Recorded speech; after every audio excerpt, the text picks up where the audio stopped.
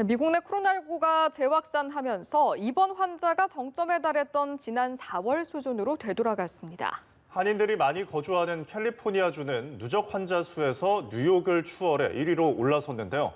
미국 전체적으로는 곧 400만 명을 넘길 것으로 보입니다. 미국 현지 연결해 자세히 알아보겠습니다. 윤석희 특파원. 네, 워싱턴입니다. 네, 미국 내 코로나19 사태가 심상치 않아 보이는데요. 확진자 수는 물론 입원 환자도 최정점에 근접하고 있다고요? 그렇습니다. 미국 시사지 애틀란틱이 운영하는 코로나19 정보 사이트의 집계 결과인데요.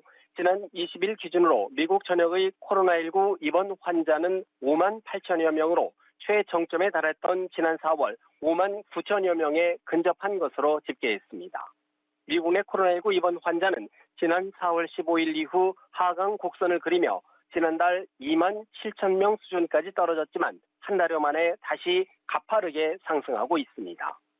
텍사스주의 경우 현재 가장 많은 만여 명이 입원해 있는 상황인데요. 확산세에 제동을 걸지 못할 경우 뉴욕주가 세웠던 최대 입원 환자 1만 8천여 명을 초월할 수 있다는 우려가 나오고 있습니다. 캘리포니아주는 누적 환자 수에서 40만 9천여 명을 기록하며 그동안 가장 많았던 뉴욕주 40만 8천여 명을 넘어섰습니다. 특히 한인들이 많이 거주하는 로스앤젤레스 카운티에서는 최근 일주일 새 입원 환자가 급증하고 있는데요. 2,200여 명의 입원 환자 가운데 26%가 중환자실에 19%는 인공호흡기를 사용하고 있는 상황입니다. 엘레바마대 의과대학 관계자는 입원 환자 수는 물론 양성 판정 비율, 사망자 수도 증가하고 있다며 플랜 B가 필요하다고 강조했습니다.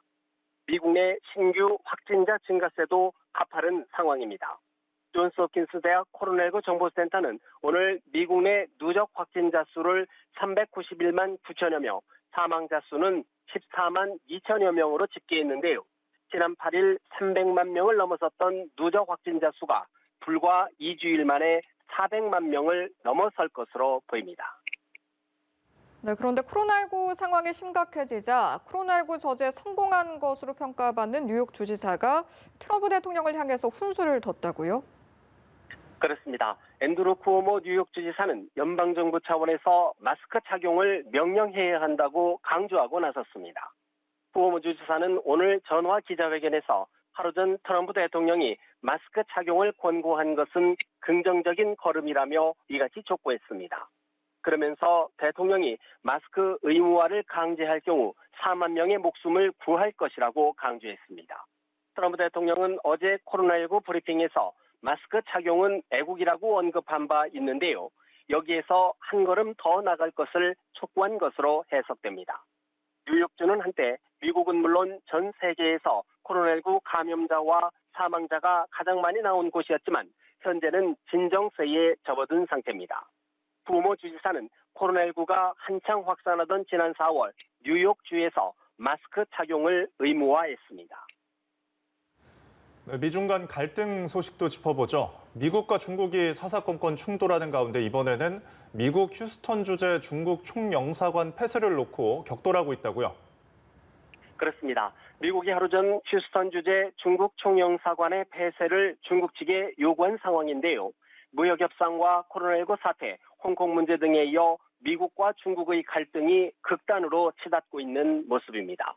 미 국무부는 어제 이번 조치에 대해 구체적인 이유는 밝히지 않았지만 미국인의 지식재산권과 개인 정보를 보호하기 위한 것이라고 언급했는데요. 워싱턴 포스트는 갑작스러운 조치로 세계 양대 경제 대국의 패권 다툼에 새로운 전선이 열렸다고 전했고 뉴욕 타임스는 사실상 미중 관계의 모든 측면에서 긴장이 고조되고 있다고 분석했습니다. 미국의 강공을 놓고 트럼프 대통령의 재선을 위한 중국 때리기라는 해석도 나옵니다.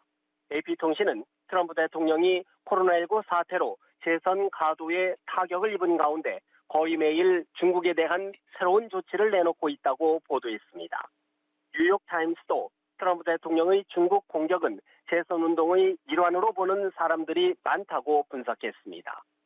이 신문은 다만 영사관 폐쇄는 심각한 외교 문제지만 선례가 없는 건 아니라며 지난 2017년에도 미국이 러시아의 여러 영사관을 폐쇄한 적이 있다고 전했습니다. 지금까지 워싱턴에서 연합뉴스 TV 윤석입니다.